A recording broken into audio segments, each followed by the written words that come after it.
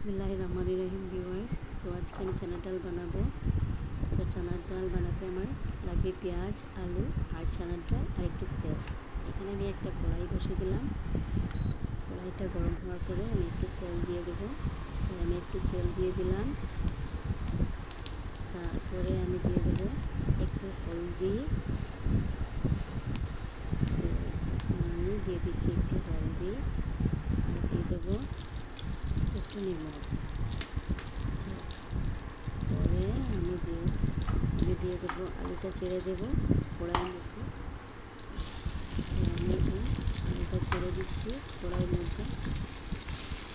তারপরে পেঁয়াজটাও ছেড়ে দেবো।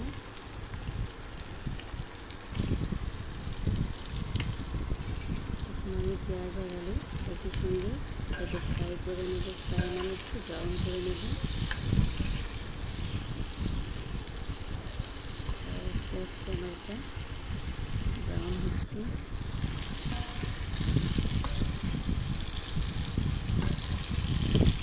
পেঁয়াজটা ভেজে আর কি চানা ডালের মধ্যে তাহলে চানা ডালটা খেতে অনেক ভালো লাগে। আমরা বানিয়ে খেয়ে দেখবেন। এখন আমি এটা প্রায় হয়ে গেছে। আমি এটাকে এখন আরও একটু নাড়াচাড়া করে একটা বাটিতে ট্রান্সফার করে নেব। আমি একটা বাটিতে নিয়ে নিলাম।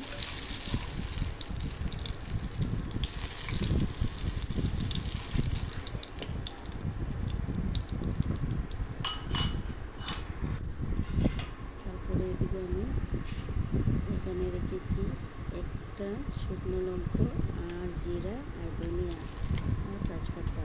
তো এটাকে আমি একটু ফ্রাই করে নেব। সবটাকে একই সঙ্গে ফ্রাই করে নেব। একটু নাড়াচাড়া করে কড়াই দেখতে এখন আমি এটা যখন কড়াইটা গরম ছিল সেখানে তাড়াতাড়ি হয়ে গেছে। তাই এখন আমি এটাকে নামিয়ে নেব। এদিকে আমি চানার ডালটা কুকারে দিয়ে দেবো। তারপরে আমি দিয়ে দেবো এর মধ্যে চানার ডাল দিয়ে তারপরে দিয়ে দেবো আমি আলু আর পেঁয়াজটা ফ্রাই করা যেটা রেখেছিলাম সেটা। তারপরে একটু হলদি দিয়ে দেবো আর একটু নিমখ দিয়ে দিব। দিয়ে তারপরে আমি জল দিয়ে দেবো এর মধ্যে। জলটা আমি বেশি দেবো না, বাস হয়ে যাবে। তাই আমি জল দিয়ে দিলাম। এখন আমি কুকারটা একটু নেড়ে ছেড়ে চুলার উপরে বসিয়ে দেবো।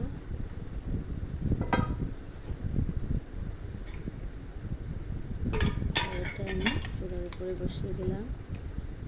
এটাকে 2টা হুইসেল দিয়ে দিলেই হবে। এখন আমি এইখানে শিলপাটার মধ্যে এটা আদা রসুন আর এখানে এই যে সব ধনিয়া শিলপাটায় বেটে নেব। এখানে আমি কড়াইটা আমার গরম হয়ে গেছে।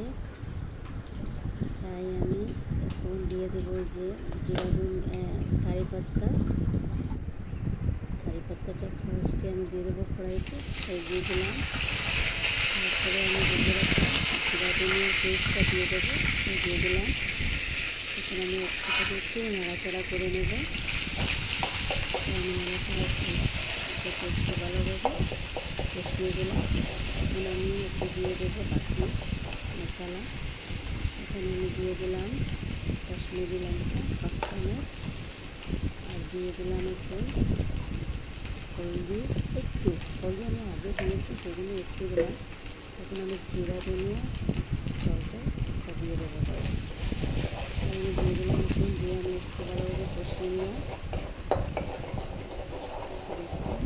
এখন আমি ছানা ডালটা এর মধ্যে ছেড়ে দেবো। আমি ছেড়ে দিলাম ছানা ডালটা এর মধ্যে দিয়ে আমি এটাকে 2-3 মিনিটের জন্য ঢাকিয়ে রেখে দেবো।